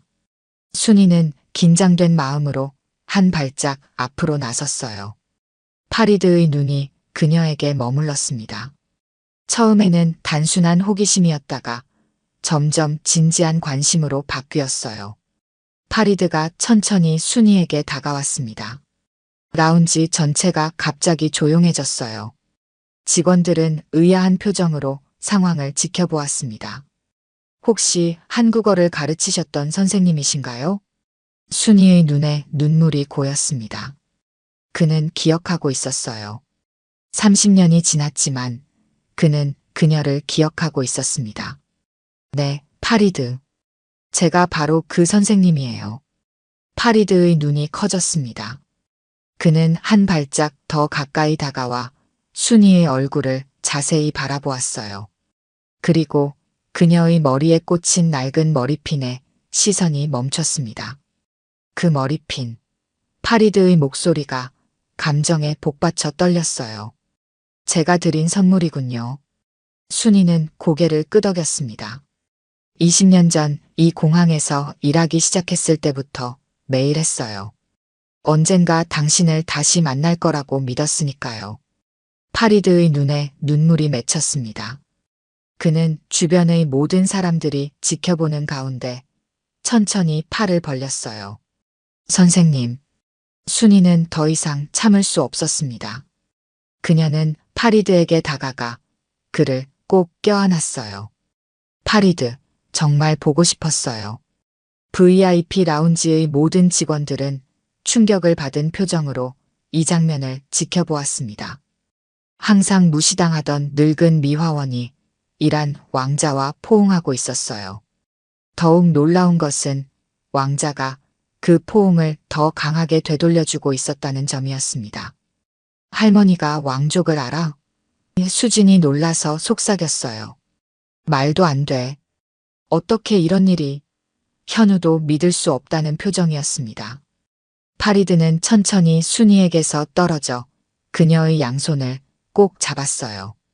선생님, 저는 선생님을 찾으려고 너무나 많은 노력을 했습니다. 혁명 이후 한국에 몇 번 왔었지만 연락처가 없어서 찾을 수 없었어요. 나도 많이 노력했어요, 파리드. 이란 대사관에도 문의하고 국제뉴스도 항상 주시했죠. 하지만 당신 소식은 거의 들을 수 없었어요. 순이의 목소리가 떨렸습니다. 선생님이 기억하실까 걱정했어요. 제가 어린 시절 선생님을 만난 건 짧은 기간이었으니까요. 파리드가 말했어요. 순이는 미소 지었습니다. 어떻게 잊을 수 있겠어요? 당신은 내게 특별한 제자였어요. 그들의 대화는 한국어로 이루어졌습니다. 파리드의 한국어는 여전히 유창했어요. 그 모습을 본 직원들은 더욱 놀랐습니다. 왕자님이 한국어를 대체 어떻게 된 거지? 민지가 혼란스러워하며 물었어요. 정우가 순이를 바라보았습니다. 이제 그는 그녀의 이야기가 진실이었음을 알았어요. 할머니가 정말 이란 왕자의 가정교사였나 봐요. 파리드는 천천히 주변을 둘러보았습니다. 모든 직원들이 그들을 바라보고 있었어요. 그는 부드럽게 웃으며 영어로 말했습니다. 이분은 박순이 선생님이십니다. 제가 어릴 때 저의 한국어 선생님이셨고 제 인생에서 가장 중요한 분 중 한 분이십니다. 직원들은 서로를 바라보며 놀란 표정을 감추지 못했어요. 팀장 정우는 당황한 기색이 역력했습니다. 얼마 전까지 순이를 뒤로 물러나게 하려 했던 자신의 행동이 부끄러워졌어요. 저는 오랫동안 선생님을 찾아왔습니다. 그리고 이번 방한 일정을 잡았을 때 가장 먼저 생각한 것이 선생님을 찾는 일이었어요. 공항이라면 혹시 알 수 있지 않을까 하는 희망을 가지고요. 파리드의 목소리에는 진심이 담겨 있었습니다. 순이는 감격에 차서 말했어요. 나도 그랬어요, 파리드. 공항에서 일하기로 한 이유도 언젠가 당신을 만날 수 있지 않을까 하는 바람 때문이었죠. 파리드는 순이의 손을 꼭 잡았습니다. 오늘부터 제 개인 일정은 모두 선생님과 함께하고 싶습니다. 너무 많은 이야기를 나누고 싶어요. 그 말에 정우가 급히 나섰습니다. 하지만 왕자님, 공식 일정이 많이 준비되어 있습니다. 외교부와 문화부에서. 파리드는 부드럽지만 단호하게 말했어요. 공식 일정은 물론 지키겠습니다. 하지만 개인 시간은 선생님과 함께 할 겁니다. 이건 제 개인적인 요청입니다. 순이는 파리드를 바라보았습니다. 그의 눈에는 여전히 그 어린 시절의 순수함과 따뜻함이 깃들어 있었어요.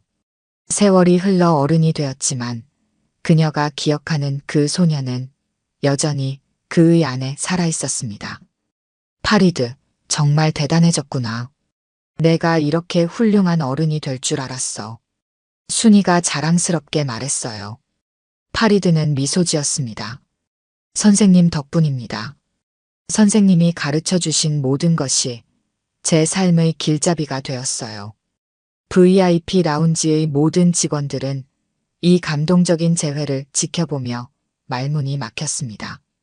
특히 순이를 무시하고 뒤로 물러나게 했던 이들의 얼굴에는 부끄러움이 역력했어요. 난 몰랐어요. 할머니가 그런 분인 줄. 민지가 작게 중얼거렸습니다. 수진도 고개를 숙였어요. 우리가 함부로 대했네요.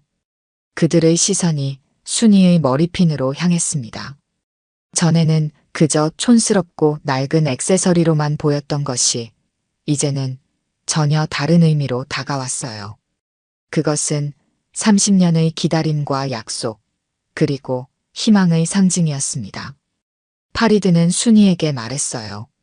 선생님, 이제 우리의 약속을 지켰습니다. 다시 만나자고 했던 그 약속을요. 순이는 눈물을 머금은 채 미소 지었습니다. 그래, 파리드. 우리는 약속을 지켰어. 그들의 재회는 단순한 만남 이상의 의미가 있었습니다. 그것은 인내와 희망, 그리고 진정한 인연의 가치를 보여주는 순간이었어요. 그리고 그 장면을 지켜보던 공항 직원들은 자신들이 얼마나 겉모습만으로 사람을 판단했는지 깨닫게 되었습니다. VIP 라운지의 분위기가 완전히 바뀌었습니다. 직원들은 이제 순이를 전혀 다른 시선으로 바라보았어요. 그녀는 더 이상 구석에 있는 나이든 미화원이 아니었습니다. 이란 왕자와 특별한 인연을 가진 존재로 변했죠. 선생님, 이제 저와 함께 가시겠어요? 많은 이야기를 나누고 싶습니다. 파리드가 순이의 손을 잡으며 말했어요. 순이는 잠시 망설였습니다. 하지만 난 아직 근무 중이야. 정우가 급히 앞으로 나섰어요. 괜찮습니다, 할머니. 오늘은 특별히 조퇴하셔도 됩니다. 정말요? 순이가 물었습니다. 네, 물론입니다. 정우는 부끄러운 표정으로 미소 지었어요. 왕자님과의 소중한 시간을 놓치시면 안 되죠. 순이는 고마움을 표하며 고개를 끄덕였습니다. 그녀가 파리드와 함께 라운지를 나서려는 순간 민지가 다가왔어요. 할머니, 정말 죄송해요. 제가 무례했어요. 민지의 목소리는 진심이 담겨 있었습니다. 괜찮아, 민지. 내가 알 수 없었던 거잖아. 순이는 따뜻하게 대답했어요. 수진과 현우도 다가와 사과했습니다. 그들의 눈에는 진심 어린 후회가 담겨 있었어요. 순이는 모두에게 미소 지으며 고개를 끄덕였습니다. 그녀에게는 원망보다 이해가 더 컸어요. 파리드와 순이는 VIP 전용 차량으로 공항을 빠져나왔습니다. 취재진들이 몰려들었지만 경호원들이 그들을 보호했어요. 파리드는 순이의 손을 한시도 놓지 않았습니다. 30년이라는 시간이 흘렀지만 선생님은 여전히 같은 분이시네요. 파리드가 차 안에서 말했습니다. 나는 많이 변했어, 파리드. 하지만 너에 대한 내 마음만큼은 변하지 않았단다. 순이의 눈에는 따뜻함이 가득했어요. 저도 마찬가지입니다. 혁명 후 우리 가족은 많은 시련을 겪었어요. 망명 생활, 정체성의 혼란, 새로운 삶의 적응. 하지만 그 모든 과정에서 선생님이 가르쳐 주신 것들이 저를 지탱해 주었습니다. 순이는 감동했습니다. 정말 대견하구나, 파리드. 내가 이렇게 훌륭한 사람으로 성장해서 정말 기뻐. 그들은 서울의 고급 호텔로 향했어요. 파리드는 이번 방한의 진짜 목적을 밝혔습니다. 사실 저는 한국과 이란의 문화 교류만을 위해 온 것이 아닙니다. 선생님을 찾기 위해서였어요. 매번 한국에 올 때마다 찾아봤지만 성공하지 못했죠. 그러다 이번에 인천공항 VIP 라운지에 오래 근무한 직원 목록을 얻을 수 있었고 그 중에 박순이라는 이름을 발견했습니다. 순이는 놀랐어요. 그래서 날 찾아온 거였구나. 네, 선생님. 약속을 지키기 위해서요.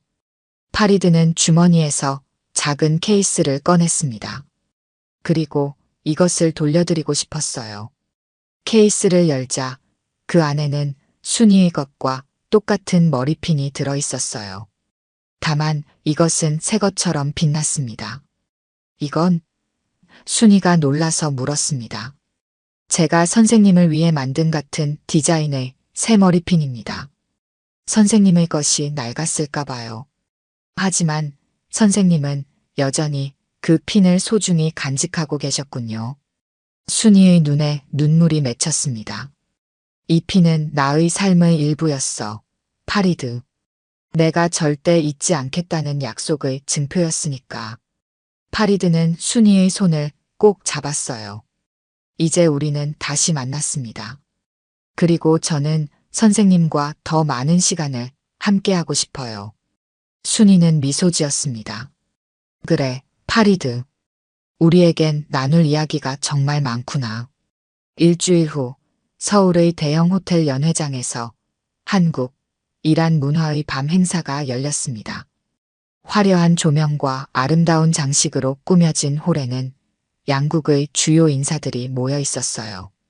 그 중에는 인천국제공항 VIP 라운지 직원들도 있었습니다. 정우, 민지, 수진, 현우, 그리고 지원은 모두 정장을 갖춰 입고 긴장된 표정으로 입구에 서 있었어요. 그들에게 이런 국가적 행사는 처음이었습니다. 우리가 정말 여기 있어도 되는 걸까? 수진이 불안한 목소리로 물었어요. 왕자님께서 직접 초대하셨잖아. 당연히 괜찮아. 정우가 대답했지만 그의 목소리에도 긴장감이 묻어났습니다. 그때 행사장 안에서 박수 소리가 터져 나왔어요. 직원들은 서둘러 안으로 들어갔습니다. 무대 위에는 파리드 왕자가 서 있었고 그의 옆에는 순이가 앉아 있었어요. 순이는 우아한 한복을 입고 있었고 그녀의 머리에는 새 머리핀이 빛나고 있었습니다. 오늘 이 자리에 이렇게 많은 분들이 함께 해주셔서 진심으로 감사드립니다. 파리드가 유창한 한국어로 인사했어요. 저에게 한국은 특별한 의미를 가진 나라입니다. 그리고 그 이유는 바로 이분, 박순이 선생님 때문입니다. 청중들의 시선이 순이에게 향했습니다. 그녀는 겸손하게 고개를 숙였어요. 30년 전 이란 혁명으로 우리는 강제로 헤어져야 했습니다. 하지만 선생님과 저는 서로 다시 만나기로 약속했어요. 그리고 마침내 그 약속을 지켰습니다. 파리드는 잠시 말을 멈추고 순이를 바라보았어요. 그의 눈에는 깊은 존경과 애정이 담겨 있었습니다. 선생님은 제게 단순히 한국어만 가르치신 것이 아닙니다. 인간으로서의 존엄성, 문화적 다양성의 가치, 그리고 약속의 중요성을 가르쳐 주셨어요. 이런 가르침이 제 인생의 나침반이 되었습니다. 파리드는 작은 상자를 들어 올렸습니다. 오늘 저는 특별히 문화가교상을 제정했습니다. 그리고 첫 번째 수상자로 박순이 선생님을 선정했습니다. 선생님은 이란과 한국 사이의 문화적 다리를 놓으신 분입니다. 청중들은 열렬한 박수를 보냈어요. 순이는 떨리는 손으로 상을 받았습니다. 그녀의 눈에는 감격의 눈물이 고였어요. 감사합니다. 순이가 마이크 앞에 섰습니다. 저는 그저 제 일을 했을 뿐입니다. 파리드를 가르쳤던 그 시간은 제 인생에서 가장 소중한 기억 중 하나예요. 그리고 그 인연이 이렇게 이어질 수 있어서 정말 행복합니다. 순이는 잠시 VIP 라운지 직원들을 바라보았어요. 그들은 뒷줄에 앉아 감동적인 표정으로 그녀를 바라보고 있었습니다. 제가 인천국제공항에서 일하며 20년을 기다릴 수 있었던 것은 희망을 잃지 않았기 때문입니다. 그리고 그곳에서 만난 많은 동료들 덕분이기도 해요. 비록 그들이 제 사연을 몰랐더라도 그들은 제게 직장 동료 이상의 의미였습니다. 정우와 직원들은 놀란 표정을 지었어요. 순이가 그들을 원망하기는커녕 감사하고 있었습니다. 행사가 끝난 후 순이는 파리드와 함께 VIP 라운지 직원들에게 다가갔어요. 여러분, 와줘서 고마워요. 직원들은 어색하게 인사했습니다. 정우가 먼저 입을 열었어요. 할머니, 아니, 박 선생님, 정말 축하드립니다. 그동안 저희가 무례했던 점 진심으로 사과드려요. 괜찮아, 정우야. 너희들이 내 사연을 알 수는 없었으니까. 하지만 저희는 겉모습만 보고 판단했어요. 그게 가장 부끄러운 점이에요. 민지가 진심 어린 목소리로 말했습니다. 순이는 따뜻하게 미소 지었어요. 사람은 누구나 실수를 하기 마련이야. 중요한 건 그것을 인정하고 배우는 거지. 파리드가 말을 이었습니다. 여러분, 선생님은 항상 이렇게 너그러우셨어요. 제가 어릴 때도 제 실수를 너그럽게 받아주셨죠. 그것이 제가 선생님에게서 배운 가장 중요한 것 중 하나입니다. 직원들은 감동했습니다. 그들은 순이에게 새로운 존경심을 느꼈어요. 할머니, 다시 라운지로 돌아오실 거예요? 지원이 조심스럽게 물었습니다. 순이는 파리드를 바라보았어요. 그는 미소 지으며 대답했습니다. 선생님은 앞으로 저와 함께 문화교류재단에서 일하실 예정입니다. 선생님의 경험과 지혜는 양국 관계에 큰 도움이 될 거예요. 정말요? 직원들이 놀라서 물었습니다. 순이는 고개를 끄덕였어요. 새로운 도전을 받아들이기로 했어. 하지만 가끔은 공항에 놀러 갈게. 그곳은 내게 특별한 장소니까. 파리드는 순이의 손을 꼭 잡았습니다. 선생님과 저는 이제 새로운 약속을 시작합니다. 양국의 문화를 이어주는 다리가 되는 것이죠. 순이는 환하게 웃었어요. 20년의 공항 생활, 그리고 30년의 기다림이 이제 새로운 시작으로 이어지고 있었습니다. 그녀는 자신의 머리핀을 살짝 만졌어요. 그것은 이제 단순한 장신구가 아니라 인내와 희망, 그리고 약속의 상징이 되었습니다. 정우는 다른 직원들과 눈을 맞추었어요. 그들은 깊은 깨달음을 얻은 표정이었습니다. 사람은 겉모습으로 판단할 수 없다는 소중한 교훈을 배운 순간이었죠. 파리드와 순이는 함께 행사장을 나섰습니다. 저녁 노을이 서울의 하늘을 붉게 물들이고 있었어요. 마치 새로운 시작을 축복하는 듯한 아름다운 풍경이었습니다. 선생님, 우리의 이야기는 이제 시작입니다. 파리드가 말했어요. 순이는 미소 지으며 대답했습니다. 그래, 파리드. 우리는 약속을 지켰고, 이제 새로운 약속을 시작할 시간이야. 그들의 모습을 바라보는 공항 직원들의 눈에도 희망의 빛이 어렸습니다. 때로는 가장 의외의 장소에서 가장 예상치 못한 사람을 통해 인생의 가장 큰 교훈을 배우게 된다는 것을 그들은 이제 알았어요. 그리고 그 교훈은 그들의 마음속에 오래도록 남을 것입니다. 오늘 들려드린 이야기가 여러분의 마음에 작은 울림이 되었기를 바랍니다. 이야기가 좋으셨다면 좋아요와 구독 부탁드려요. 다음 사연을 들려드리는데 큰 힘이 된답니다. 그리고 여러분의 이야기도 댓글로 들려주세요. 다음 이야기 때 또 뵙겠습니다.